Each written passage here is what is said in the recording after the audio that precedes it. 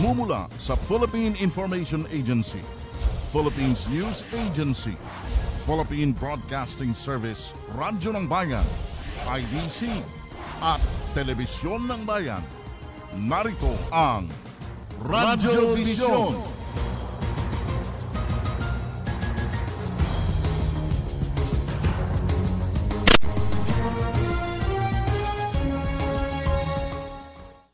Well, napakaganda ng sikat ng haring araw.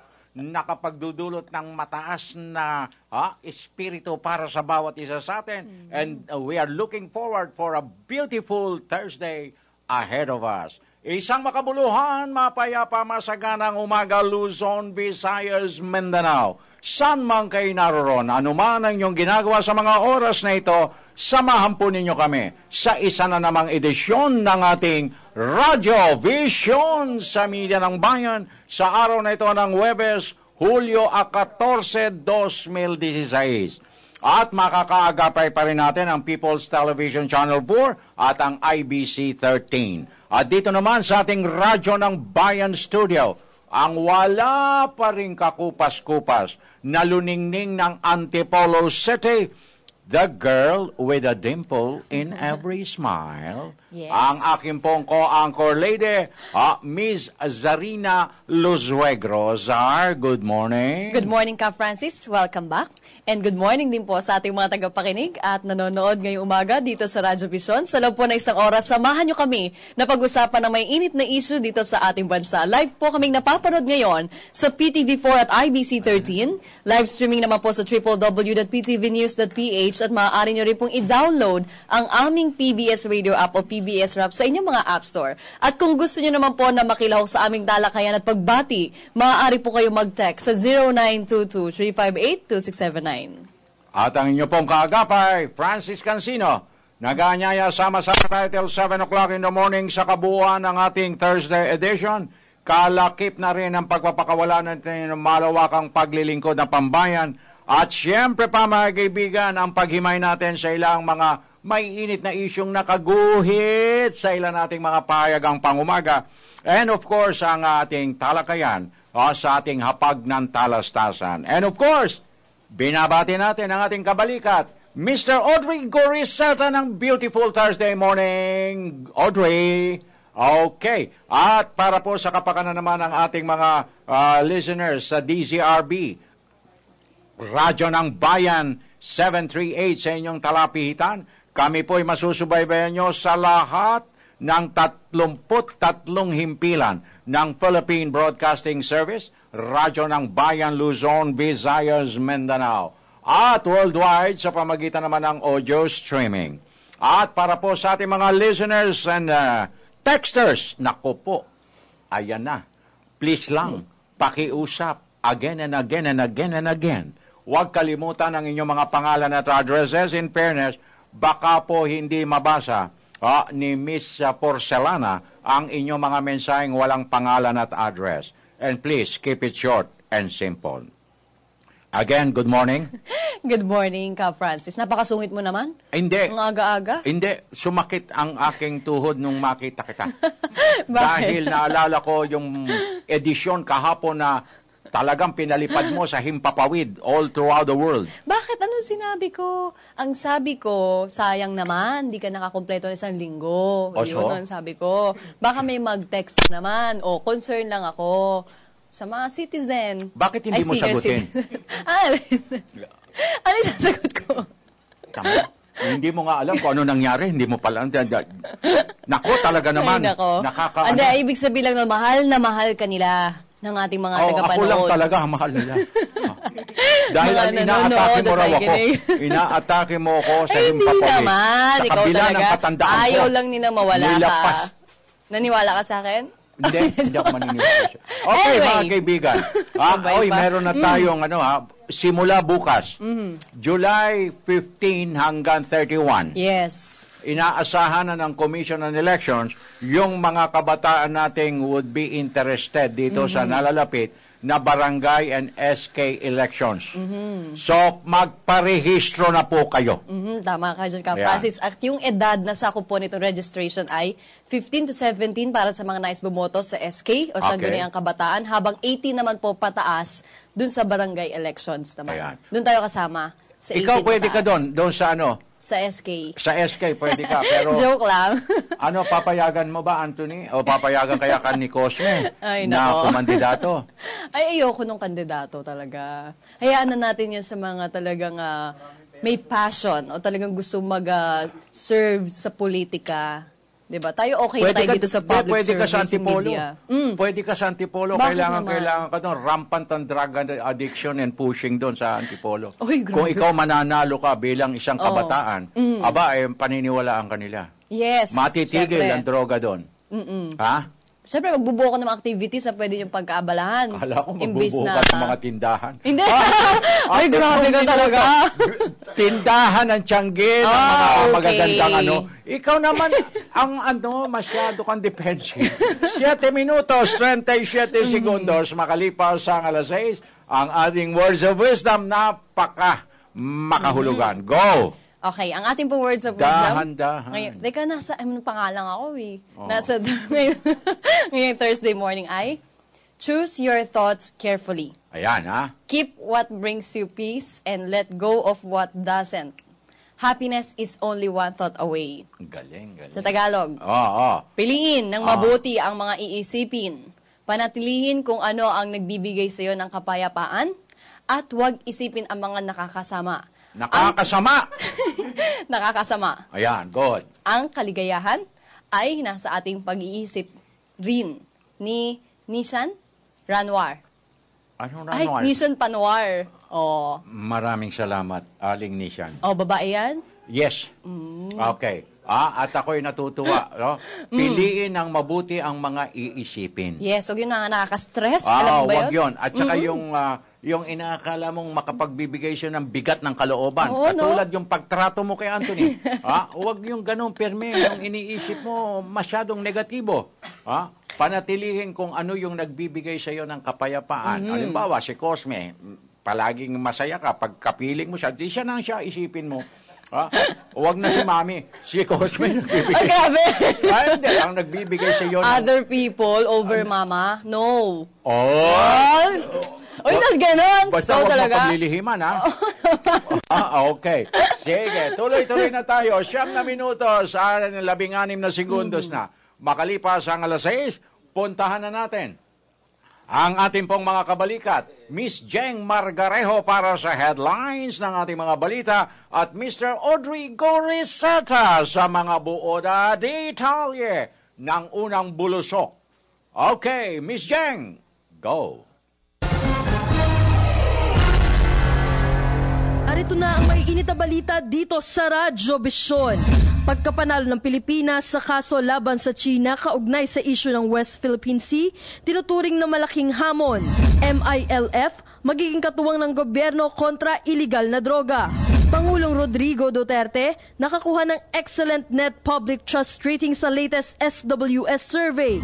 At house blessing sa bahay pangarap na opisyal na tahanan ni Pangulong Rodrigo Duterte sa Maynila, isinagawa. Magandang umaga Luzon, Visayas at Mindanao. Ngayong nanalo na ang Pilipinas sa isa ng pangkaso nito laban sa China, isang malaking hamon naman ngayon kung paano ipatutupad ang paborableng desisyon ng International Tribunal. Lalo na't iginiit ng China na hindi nila kinikilala ang naturang desisyon ng korte. Sa kabila nito, naniniwala naman ang dating Solicitor General na si Florin Hilbay na hindi magtatagal ay tatalima din ang China sa ruling. May report si Ria Fernandez.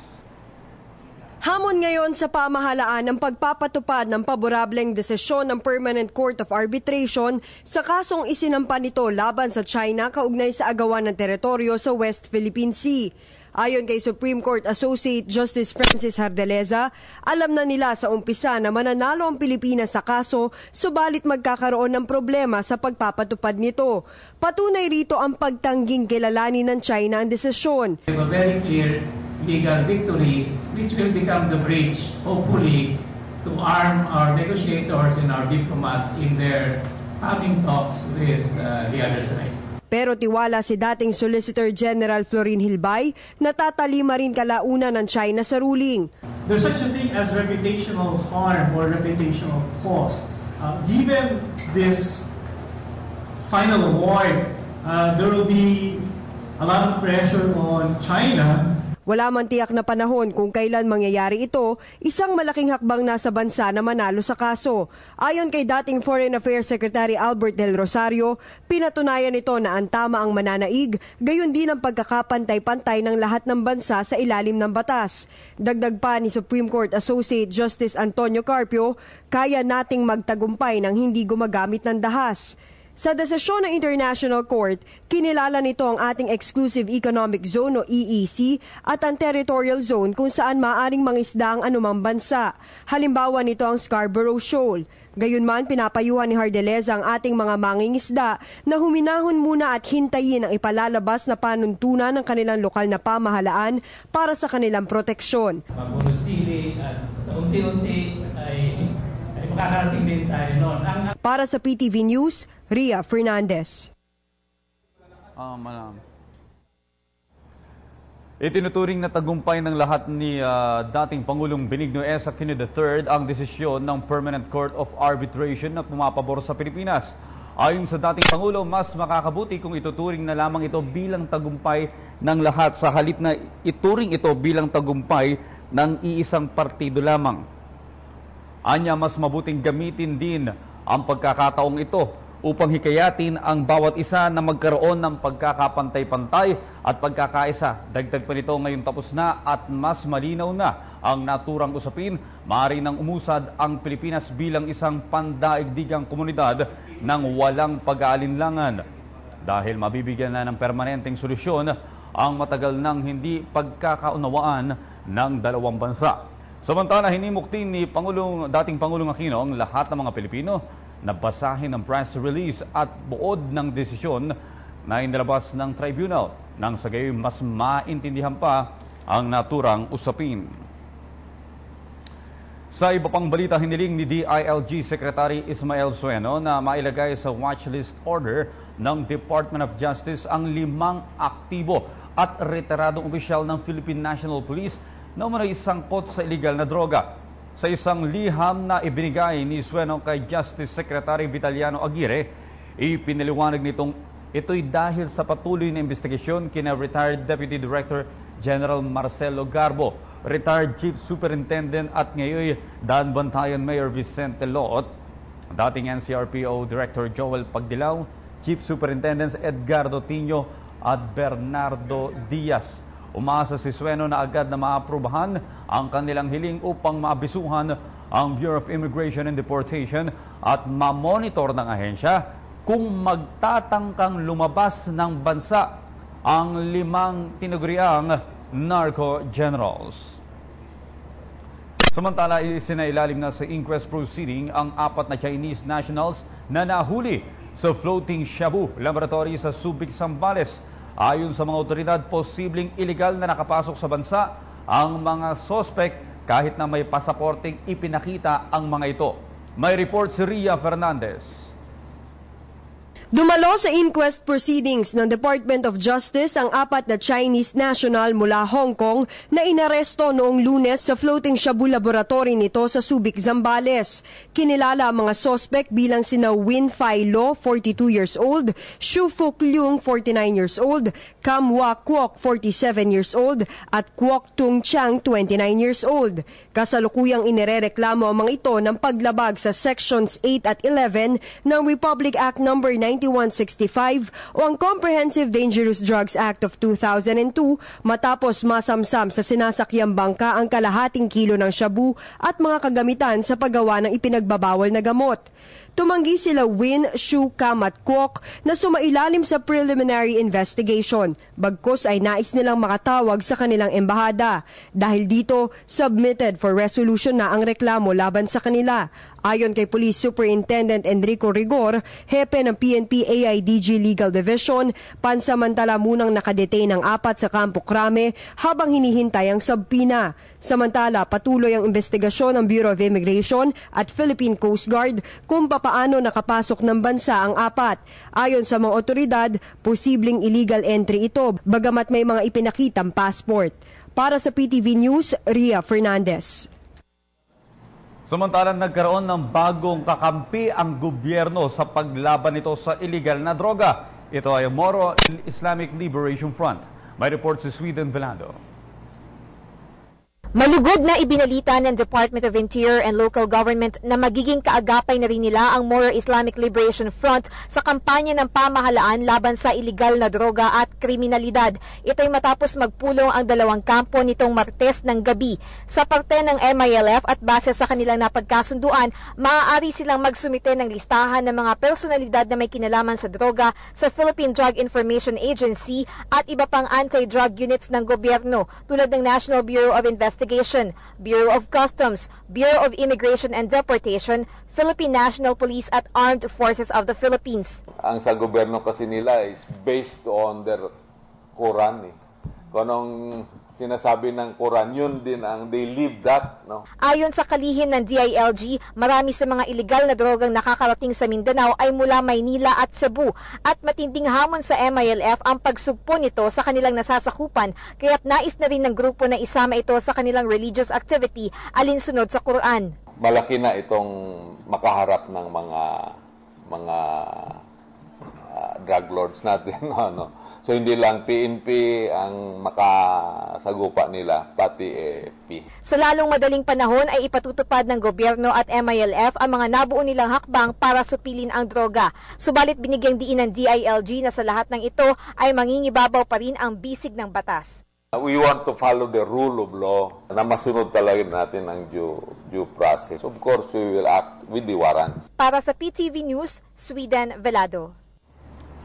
Sa iba pang balita, nakakuha si Pangulong Rodrigo Duterte ng Excellent Net Public Trust Rating sa isinagawang survey ng social weather stations nitong Hunyo.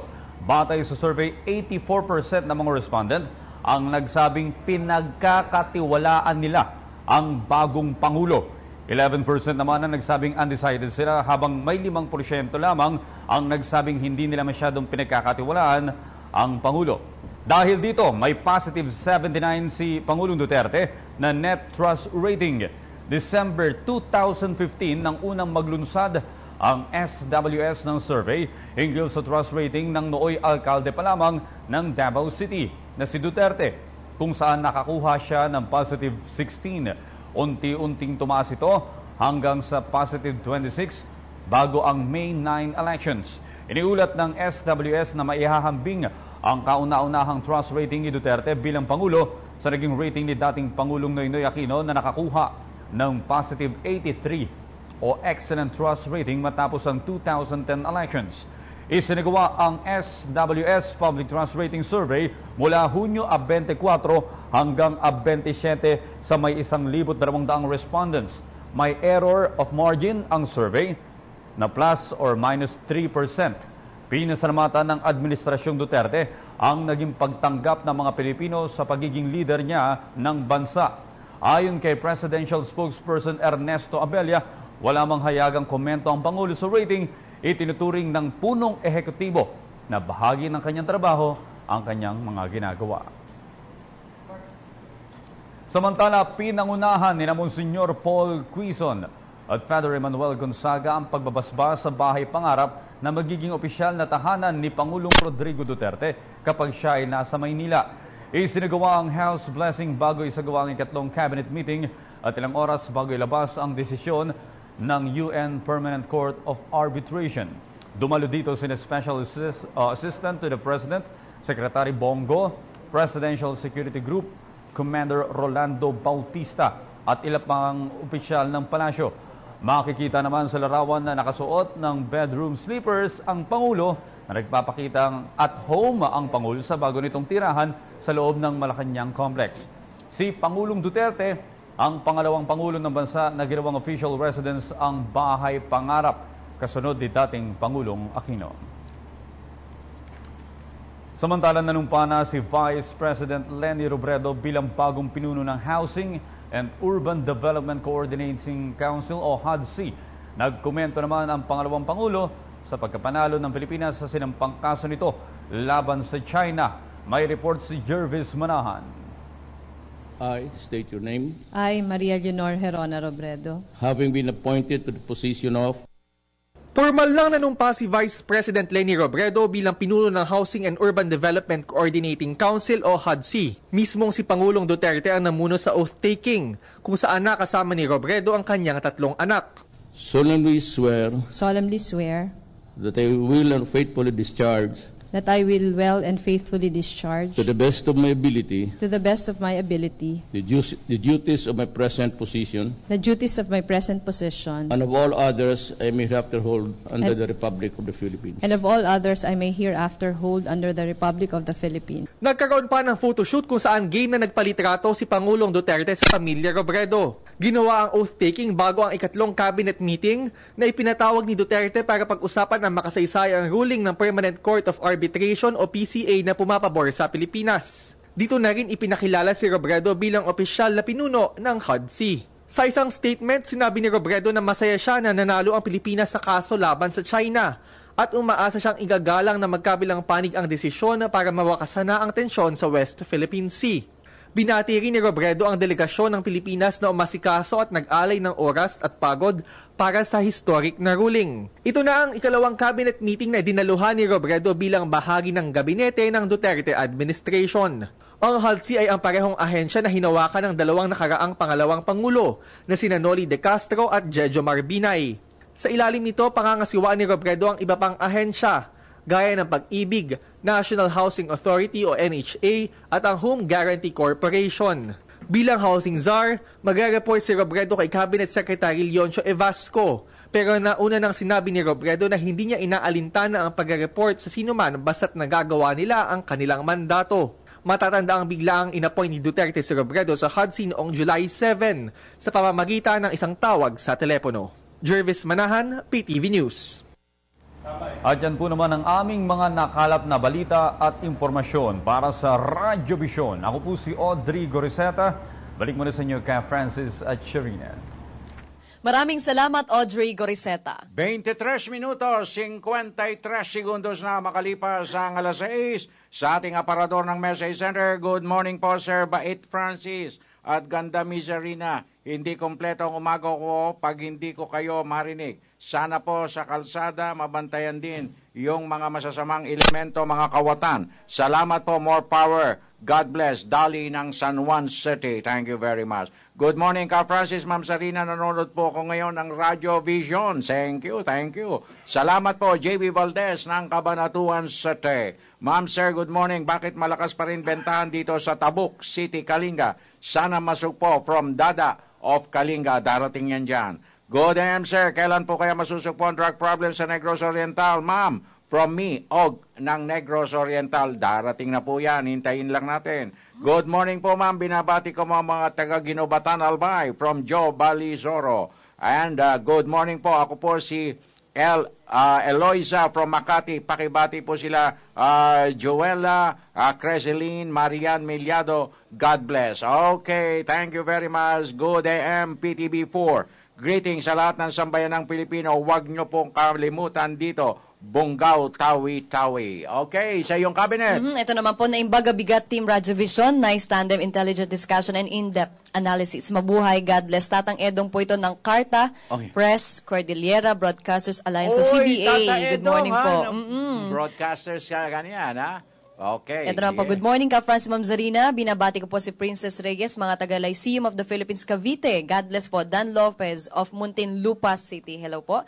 Hi, this is Rosen Montes from Angeles City. Pakigreet po ang mother-in-law ko ng happy birthday. We love you. Happy birthday po. Happy birthday. Good morning, gorgeous Kuya Francis and beautiful Ma'am Zarina. Gorgeous ka daw. Happy listening sa aking family at sa aming barangay captain na si Cecilia Felicida dito sa Maanyag Thomas Opus, Southern Leyte from Belinda Castillo. Hello po. Salamat po. Good day po, Ma'am Sarina, at sa lahat ng bumubuo ng Radyo Vision. Always ko po kayong pinapanood. Always good health po and balita pa more. Wala kay Sunny Boy ng Bulacan. At mula naman po kay Vicky Corpus ng Network Division. Binabati po niya ng happy 10th birthday ang kanyang apo na si Crane Gabriel Corpus ng Montalban, Rizal. Happy birthday. Happy 10th birthday. Samantala, narito na ang unang sigwada ng ating provincial roundup. Bayan Patrol Report! Unahin na natin ka, Francis, ang Butuan Radyo ng Bayan kasama si Malu Apego. Mayad na hinaad, Malu, konektado ka. Medyo na hinaad din kasamang nagnegatibo ang aabot sa 65 mga opisyal ng Police Regional Office 13 nang magsagawa na isang sorpresang drug test ang nasabing tanggapan nitong nagdaang linggo. Ayon kay Police Regional Office 13 Director Chief Superintendent Rolando Felix, kabilang sa isinailalim sa nasabing drug test ang lahat ng miyembro ng Pro 13 Command Group, Directorial Staff, Provincial at City Commanders, mga hepe ng National Support Unit at mga non-uniform personnel. Ipiniliyag ni Felix na sinurpresa ang mga opisyal na nasabing drug test bago magsimula ang kanilang command conference. Samantala, sinabi rin ni Felix na sa harap ng panibagong pagtutok ng kapulisan sa laban sa anti-illegal drugs, hindi naman anya pababayaan ang pagpapatupad ng batas sa mga nakasanayang krimen tulad ng theft, murder, homicide, illegal gambling at logging, at iba pa. Para sa Radyo Vision, mula sa DXBN Radyo ng Bayan Butuan, ito si Malu Pizarro Apego, Media ng Bayan. Maraming salamat, Malu Apego. Okay. At mula naman po sa Butuan Radyo ng Bayan, magtungo naman tayo sa Tuguegarao Radyo ng Bayan kasama si Teresa Campos. Naimbagabigat, Teresa, konektado ka. Naimbagabigat kasama Zarina, kinumpirma ngayon ng Commission on Human Rights Region 2 na may 3 kaso ng hinihinalang extrajudicial killing dito sa rehiyon ang kalang inimbestigahan ngayon, batay na rin sa kautusan ng kanilang central office. Sinabi ni Ginoong Carlito Agustin ng CHR dito na ang 3 kaso ay pawang ngayong taon nangyari kung saan 2 sa lalawigan ng Isabela, sa lungsod ng Ilagan at sa bayan ng Cabatuan, habang ang isa ay nangyari naman sa boundary ng Santa Marcela, Apayao at Lukban, Abulug, Cagayan. Sinabi ni Agustin na mismong ang central office ang nag-utos sa kanila na magsagawa ng malalimang investigasyon sa 3 kasong ito kung saan ang mga biktima ay pawang top most wanted drug personalities. Sa katunayan, inatasan na rin sila ni CHR Region 2 Director Jimmy Baliga na suyurin ang lahat ng sulok ng rehiyon hinggil sa pinag-iinalang mga kaso ng extrajudicial killing o summary execution. Samantala, naghihintay naman ng CHR Region 2 kung mayroong magre-reklamo sa mahigit 2,000 drug surrenderies sa Lambag, Cagayan na pawang lumagdana sa affidavit of undertaking na inihanda ng PNP. Para sa Radyo Vision, Teresa Campos, Tuguegarao City, Media ng Bayan. Maraming salamat, Teresa Campos. At punta naman po natin ang Zamboanga Radyo ng Bayan kasama si Elsie Molina. Buenos dias, Elsie. Korektado ka. Buenos dias sa Pilipinas. Nababahala ngayon ng lokal na pamahalaan ng lungsod sa pamumuno ni Alcalde Isabel Climaco ang posibleng pagbasura ng kasong rebellion at crimes against humanity na isinampa ng lungsod ng Zamboanga laban sa MNLF founder Normy Suari ukol sa nangyaring paglusob noong 2013 ang Zamboanga Siege. Ito pagkatapos inanunsyo ng Presidente Rodrigo Duterte na gawin special peace negotiator si MNLF leader Normy Suari. Ayon kay City Legal Officer Judge Jesus Carbon, hindi magandang balita para sa mga Zamboangueños. Ang prosecution umano ng mga kaso ay nasa pangangalaga ng DOJ at sumusunod lamang umano ng utos at desisyon ang nag-aakusa. Maaaring ma-dissolve umano ang kaso kung walang tetestigo sa gawin reinvestigation at posibleng mawala ang pangalan nito dahil physical itong wala sa planong pag-atake at ang krimen laban sa leader ng MNLF ay by virtue of conspiracy at dapat umano ma-establish ito beyond reasonable doubt. Mahirap umanong patunayan sa korte ang conspiracy o kasabwat, ayon kay Carbon. Ngunit sinabi ng legal officer na siya ay makikipagpulong kay Justice Secretary Vitaliano Aguirre at ipapaalam nito ang kasong rebellion na hinaharap ng leader ng MNLF at mga tauhan nito sa nangyaring pag-atake noong 2013. Para sa Radyo Vision, Elsie Canillo Molina, maraming salamat. Maraming salamat, Elsie Molina. Okay, tuloy-tuloy na tayo. At nako, eto na. Good morning. Uulan po ba ngayon Salamat po, May Andrea ng taga Paniki, Tarlac. Okay, alamin na natin ang weather outlook. Yes, puntahan po natin live sa Pag-asa DOST ang ating kasamahan na si Desiree Jonyo para sa ating weather update today. Magandang umaga, Desiree, konektado ka.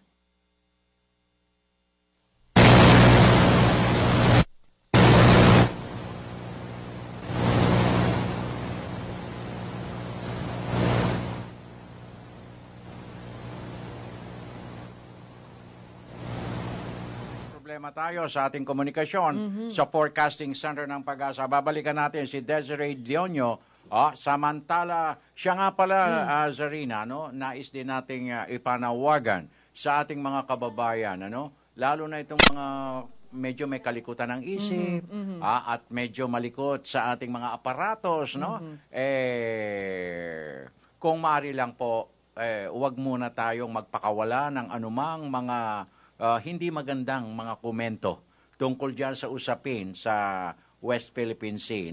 Lalo na itong lumabas na resulta ng UN Tribunal na pumapabor sa Pilipinas. Wag po tayong marahas. Wag tayong Yun yung marahas word mo, sa mga marahas. pangungusap sa social media. Bumabalandra na ang iba't ibang mga reaksyon at komentaryo. Ang pinaka nakakainis sa social networking, yung mga memes, yung kukunin mo yung picture ng isang personality, tapos may nakasulat. Lalaruin mo doon. Wag ganon.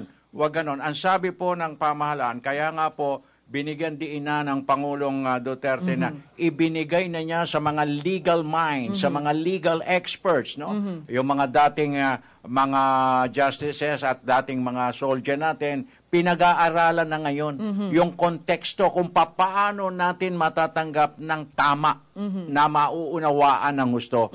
Huwag po tayong gumawa ng sarili nating mga teksto ng interpretasyon, baka tayo mali.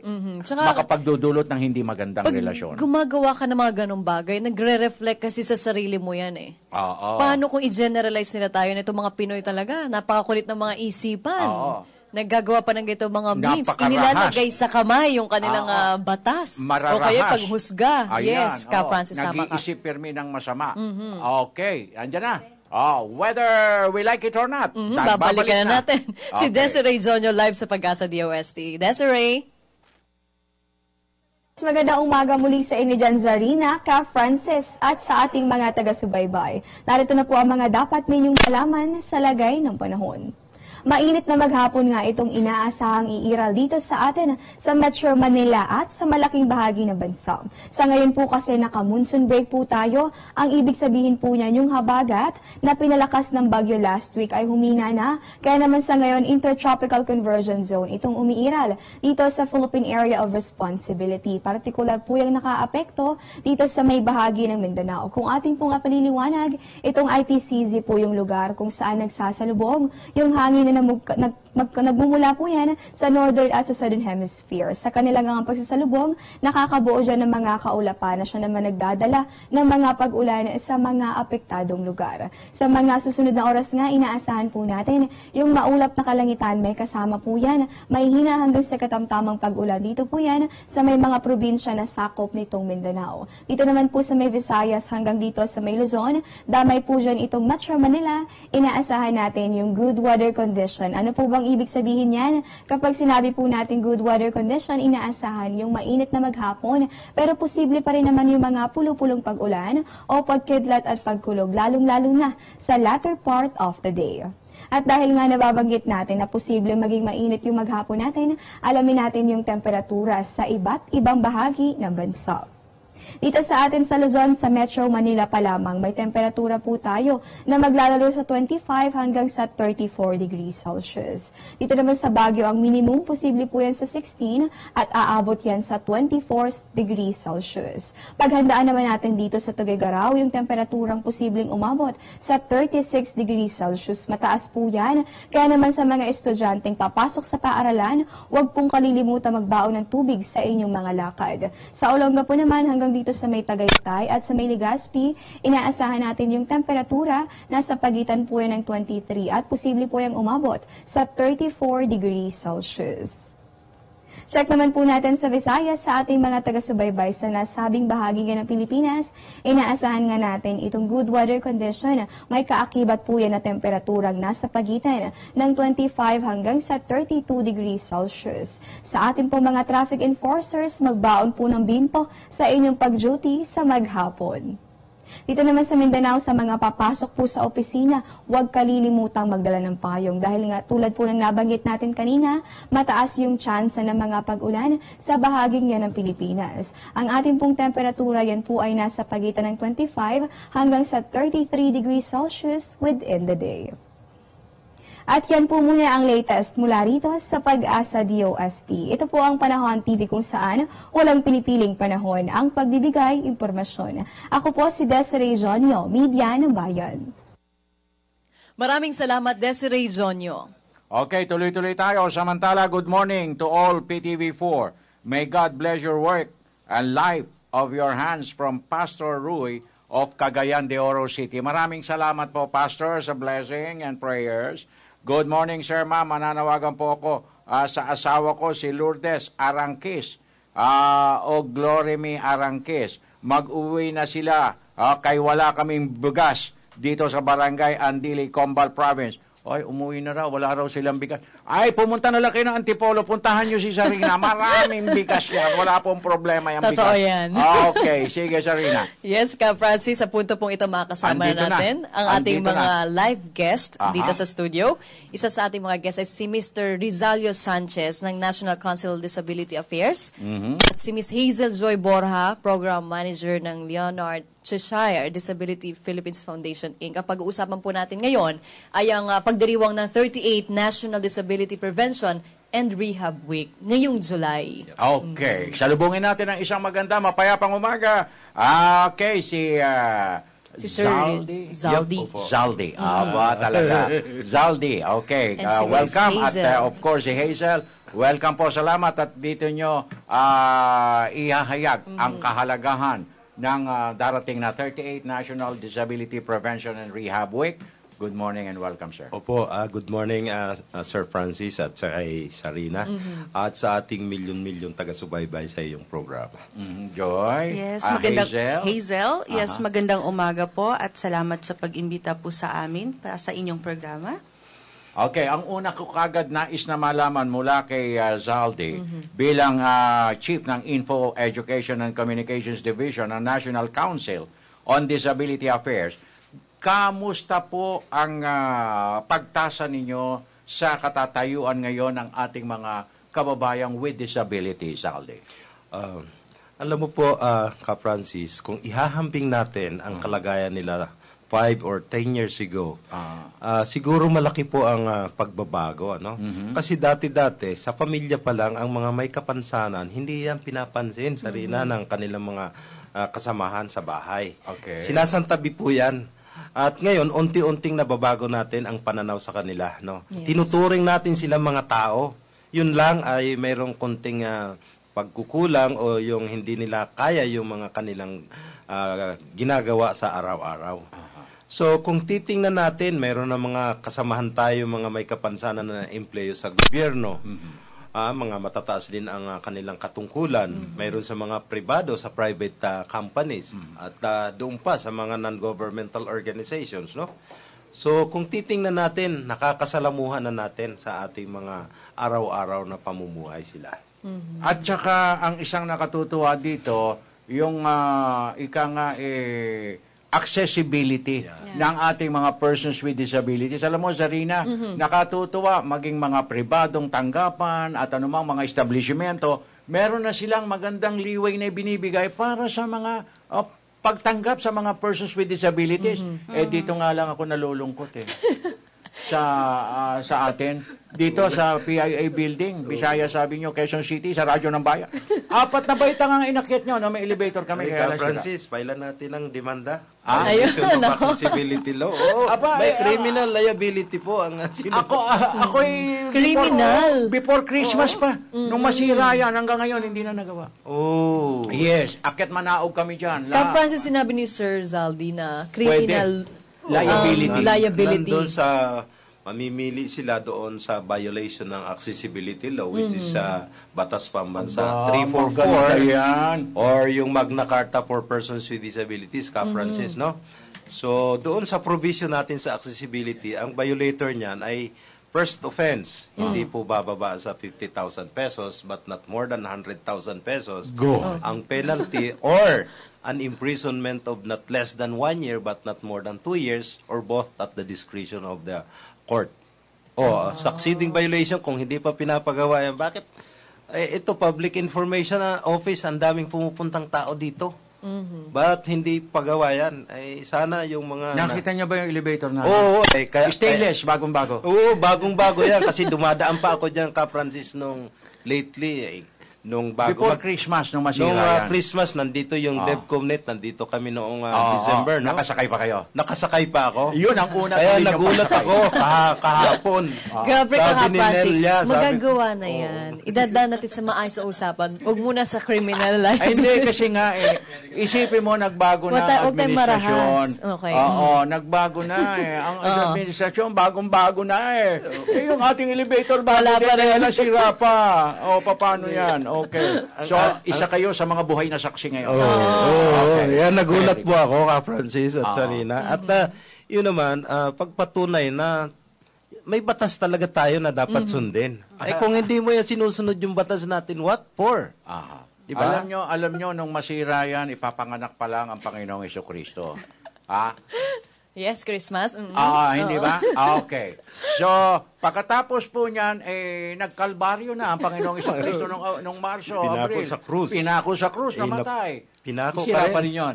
Nabuhay na maguli. Sira pa rin yun. Okay, ngayon panibagong yugto na ng buhay ng Panginoong Jesucristo. Binilagyan na tayo ng bagong administrasyon. Sira pa rin. Paano ba yan? Okay, sige, Sarina. Ano bang gusto mo itanong naman sa ating going back sa topic natin, ikaw talaga. Hindi, kasi kasama ito Accessibility. Right of a person with disability. Ayun. That is a universal right. Kita mo na, universal. Nandun po sa Universal Declaration of Human Rights yan. Kung hindi, bukas tatawag ako ulit sa opisina mo. Okay. Anyway, going back po sa topic natin, hinggil dito sa ating National Disability Prevention and Rehab Week. Paano po ba nagsimula yung pagdiriwang na to? I'm sure na isang bayani yung ating nag-iisang inspirasyon. And ano po yung tema natin ngayong taon? Okay, thank you. Sarina, ang ating pagdiriwang ng National Disability Prevention and Rehabilitation Week ay nasa 38 na tayong taon. So, ibig sabihin yan, matagal na rin. At ano ba ang kalagayan ng mga persons with disabilities noon at ngayon? Kaya naitanong na rin ni Ka Francis. No? So, ang tema natin, ito, karapatan ng may kapansanan. Isa katuparan, now na, Ka Francis. Naku! Now na! Adong akmado, sus Mario. Nakanaw na pa. Now na. Not tomorrow, not next week. Now na. Hindi uli sa pagkamatay, ganun ba yun? Hindi uli sa pagkamatay ni Kristo. Hindi na, natapos na ngayon. Ramadan naman ang ating... Hindi ba mamatay nga uli, tapos bigla mabuhay na naman. Okay, Eidel Fitir, natapos na rin. Sus Mario, baka antay na natin. Araw ng patay. Hajj. Okay. Tapos na susunod yung Hajj. Well, anyway, sa ngayon, kamusta Hazel ang, kayo bilang program manager nitong isang foundation na ito? Masasabi ba natin na sa ngayon yung mga kumbagay amenities at mga benepisyong ibinibigay sa mga persons with disabilities, tama na ba? Halimbawa, yung mga 20% discount, pagalis sa mga VAT, yung mga ganito-ganito, okay na ba yun? Unang-una sa lahat, kami po bilang isang organization na affiliated po sa isang international organization which is Leonard Seshar Disability International. Ito po ay UK-based NGO. At kami naman po dito sa Pilipinas ang nag-i-implement ng mga programa para sa mga persons with disabilities. Aktibo po kaming nag-participate sa mga advokasya hinggil po sa mga karapatan ng mga may kapansanan. Okay. And we have been partners of NCDA in this initiative. Align po doon, ang aming mga advocacy ay nakafocus tatlo mainly sa mga karapatan ng may kapansanan. Ito po ay ang karapatan makapag-aral through our program on inclusive education. Okay. Karapatan po para makipaglahok sa mga anumang aktibidades ng ating komunidad, which is right to participation. And ang aming flagship po na programa, ito po ay ang isulong ang karapatan ng mga may kapansanan magkaroon ng trabaho at hanap buhay, which is through our economic empowerment program. Wow. So, medyo challenging po ang kinakaharap po namin kasi sabi nga po kanina ni Sir Saldi, ito po ay isa sa mga ina-address po namin ay ang pagkakaroon po ng change in the attitude. So, isa po yun sa aming advokasya, lalong-lalo na po sa konteksto ng aming organisasyon is changing the way how we see disability. Ito po ay pagbabago ng pagtingin at pananaw po natin sa mga kapansanan. Ang gusto lang po naming palitawin po dito ay pagkakaroon po or i-recognize yung ability ng ating mga may kapansanan. Meron pong karapatan, meron po silang equal na access dapat sa lahat pong mga karapatan pong ito at serbisyo ng ating gobyerno. At kung inaakala natin siguro, Hazel and Zaldina, productive pa rin sila. Yes. Marami na po bang mga opisina ngayon ang nagbibigay ng oportunidad, nag-open doors and windows para sa ating persons with disabilities? Ay, marami na po, Francis. Umpisahan natin ang Department of Foreign Affairs. Ayun. Okay. Ilan ba ang empleyado natin dyan? More than 20 of them.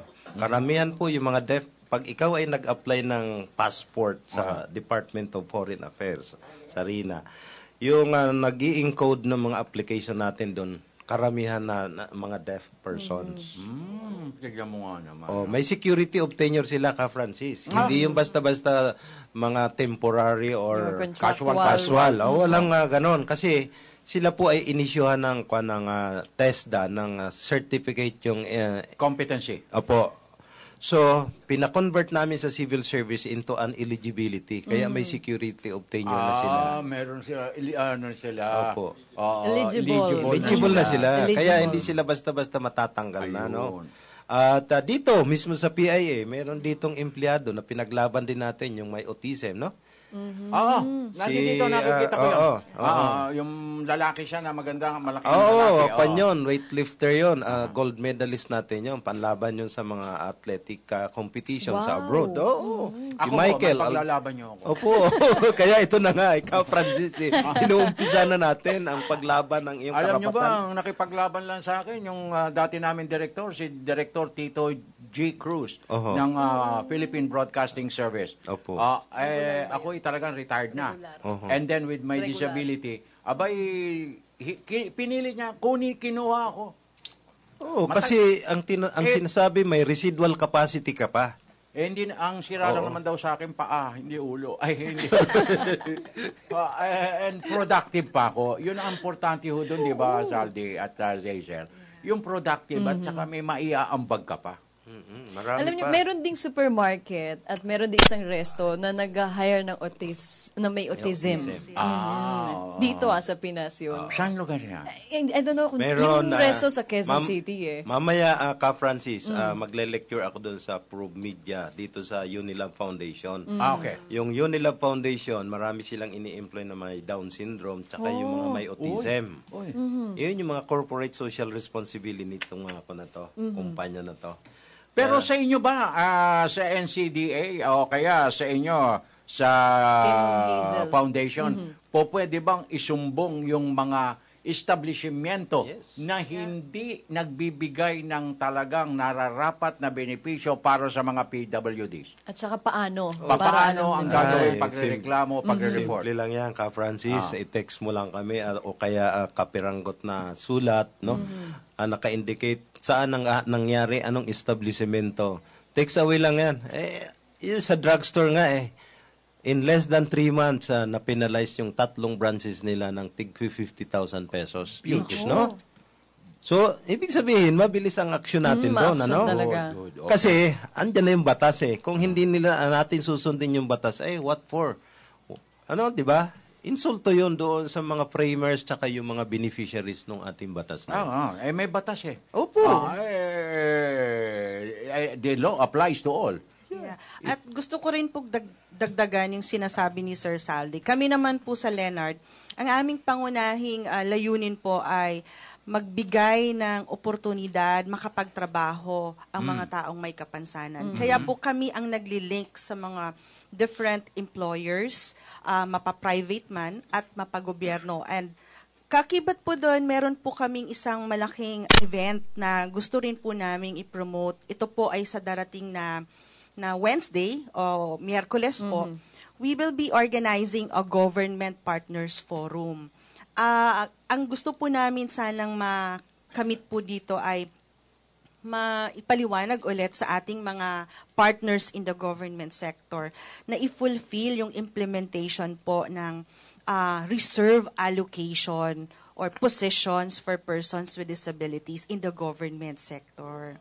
So, isa po yon sa aming tinitingnan next week na sana po ay maging successful na activity at inaanyayahan po namin yung mga government agencies and also yung mga local government units na makisali po at sana ang pinaka-end goal po talaga natin ay ma-realize itong reserve allocations for persons with disabilities. Beautiful. Ka Francis, habol ko lang kunyari na-employed na yung isang disabled, paano kung binuli siya? Kasama rin siya sa pwedeng isumbong? Yeah, oo. Nandun. Republic Act 9442, pinagbabawal yung ridicule, vilification ng mga persons with disabilities. Paglapastangan. Yes. Ayan ako, meron na naman akong reportan. Nako, 3 na kayo. So, bawal pala yun, Naka Francis, ang bagal mo maglakad. National Council, ayan yung lalo na yung Mahakbang ako dyan. Alam niyang may kapasa, tinulak pa. Ay, oy, grabe. Kailan ko ginawa yun? Tinapik ako ng malakas.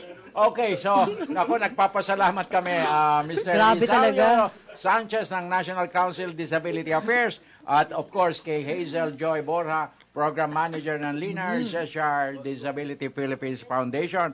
Sa inyo pong oras. At kung sakasakali po at libre kayo Opo. Sa All mga the time. susunod, All the pasyalan time. nyo kami, marami pa tayong tatalakay tatalakayin. natin yung employment opportunities. Yes. Yan, kasi mahalaga po yan. Yan, okay. Yan, kasi After this 38 National Disability Week rehab, pasyal-pasyal kayo dito sa amin. Ay, oo. Pwede po ba yun? Opo, kahit araw-araw ka, Francis. Okay, marami ako susumbong sa inyo. Okay, sige po. Maraming salamat. More power. Salamat din. Okay, tuloy-tuloy na tayo. Samantala, puntahan na natin ang ikalawang sigwada ng ating Provincial Roundup, Radyo ng Bayan Albay, Nancy Mediavillo. Nance, Diyos marhay na aga sa Indong Gabos. Konektado ka. Diyos maray na aga kasamang Francis and kay Sharina. Mahigit na sa 6,000 tao ang sumuko dahil sa pinaigting na kampanya ng pulisya sa Bicol laban sa operasyon ng iligal na droga. Ito ay alinsunod sa marching order ni Pangulong Rodrigo Duterte at Police Director General Ronald M. De La Rosa na tapusin ang operasyon ng iligal na droga sa bansa sa unang 3 hanggang 6 na buwan ng Administrasyong Duterte. Sa ulat ni Police Chief Inspector Malu Calubakib, ang tagapagsalita ng Police Regional Office 5, ang resulta ng operasyon ng autoridad ay sa loob lamang ng 2 linggo mula Hulyo 1 hanggang kahapon. Ito ay sa loob ng mahigit 1 linggong panunungkulan sa pwesto ni PNP Bicol Acting Regional Director, Police Chief Superintendent Melvin Ramon G. Buenafe. Anya ito ang PNP Anti-Illegal Drugs Campaign Plan, Project Double Barrel, na nakapaloob sa kampanya ang Uplan Tukhang. Sinabi ni Calubakib sa ilalim ng Project Tukhang, may sumukong mahigit sa 6,000 katao sa nabanggit na bilang, halos 6,000 ang drug dependents at mahigit 500 ang mga drug pushers. Sumuko ang mga ito sa iba't ibang istasyon ng pulisya sa 6 na lalawigan sa rehiyon. Narito ang breakdown sa bawat probinsya. Albay, 1,679. Camarines Sur, 1,941. Naga City, 133. Catanduanes, 185. Masbate, 532. Sorsogon, 1,009. At Camarines Norte, 892. Ng Albay, Media ng Bayan. Ang Virac Radyo ng Bayan, kasama si Arlene Bagadyo. Magandang umaga, Arlene. Konektado ka. Bago sa ating pinakaulat, may texter tayo na nais batiin kayong dalawa dyan, Ka Francis at Miss Sharina, at nais ding batiin na isang happy birthday si Miss Deli Gomez sa Traqueña ng Palnab, na ngayon daw ay nakamonitor sa inyong palatuntunan. Samantala sa ating pinakaulat, mas pinaigting ngayon ng Philippine National Police Provincial Command ang Information Awareness Campaign hinggil sa Operation Tokhang Project Double Barrel dito sa lalawigan ng Catanduanes. Maliban sa barangay visitation, pakikipag-meeting sa mga association ng barangay captain, press releases at radio guesting, magsasagawa pa ang PNP ng pinalawak na info caravan sa mga secondary at tertiary schools dito. Samantala sa Biyernes, isang unity walk naman ang gaganapin sa Kabisirang Bayan sa inisyatibo naman ng Provincial Public Safety Company ng PNP dito sa lalawigan. Iniulat kahapon ni Police Senior Superintendent Jesus R. Martires, Provincial Director ng Catanduanes PNP Provincial Command. Umabot na sa 488 ang sumukong drug users dito sa Catanduanes. Maiulat din na meron pang parating upang dumagdag sa numerong ito dahil may mga fillers ng ipinarating sa PNP. Kahapon ay pinag-usapan na rin umano ng PNP at ni Governor Cua ang mga dapat gawin upang matulungan ang mga sumukong ito dito sa lalawigan. Maliban sa social counseling ng DSWD, ihilingin din ng PNP ang tulong ng pari upang ipasailalim sa moral at spiritual counseling ang sumuko. Isa din ito umano sa suggestion ni RTC Branch 42 and 43 Judge Leo Contreras na ipasailalim sa counseling ang mga sumukong ito. Maliban sa kakulangan o sa kawalan ng drug center sa Catanduanes, na problema din sa drug testing kit ang crime laboratory dahil naubusan ito nitong nakarang araw. Samantala sa bayan ng San Andres, may o-taking din na isasagawa para sa mga sumukong user ng droga at ito ay gaganapin sa Biyernes sa naturang bayan. Mula sa Vera, Catanduanes, Arlene Odal Bagadyong para sa Radyo Vision, ang media ng bayan. Maraming salamat, Arlene Bagadyong. Hello, sir, ma'am. Good morning. Pakigreet po si Mr. Roy Piedad. Ng magandang umaga, balikbayan from Las Vegas, Nevada, from Crying Lady of Marcos, Ilocos Norte. Magandang umaga, salamat sa inyong programa at updated ako sa mga balita sa Pilipinas. Tonette Luisro from Texas, USA. Wow, live streaming. Thank you very much. Good day, sir, ma'am, Zarina, sana po protect ni God palagi si President Duterte. Kailangan talaga siya ng buong Pilipinas sa pagbabago. Salamat from Janet of Moncayo, Combal Province. Binabati ko naman po si Diche Marife Mempin na happy viewing at pakibati ng best wishes. Si Ate June Bulandan and Jade at happy christening sa kanilang baby na si Ara Victoria Bulandan mula po sa Quezon, Nueva Ecija. Magandang umaga po sa inyo dyan. And with that, Zarina! Yes, gusto po magpasalamat sa lahat ng mga nag-text, nanood at nakinig ngayong umaga dito sa Radyo Vision. Kung na-miss na po ang aming edisyon ngayong umaga, maaari kayo mag-log on sa youtube.com. Muli, ako po, si Zarina Lusuegro. Okay, good morning, Radio Vision. Love you, Ma'am Zarina. It's me, Marwan ng Pamanamaw, Sulu. Nako po, eto na. At sang ang inyo pong kabalikat, Francis Cancino, sa ngalan ni Audrey Goriseta sa Radio Vision Family. Nag-iwan na isang mapayapa, masagan at magandang umaga. Have a beautiful Thursday ahead of us. God bless. Until tomorrow, maraming salamat po. Pangit mo. And you kiss me on the dance floor.